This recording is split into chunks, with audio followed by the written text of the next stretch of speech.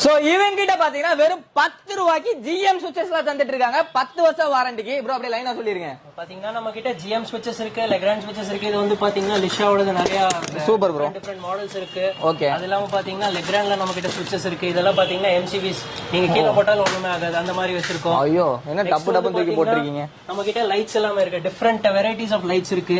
பயங்கர ப்ரோ.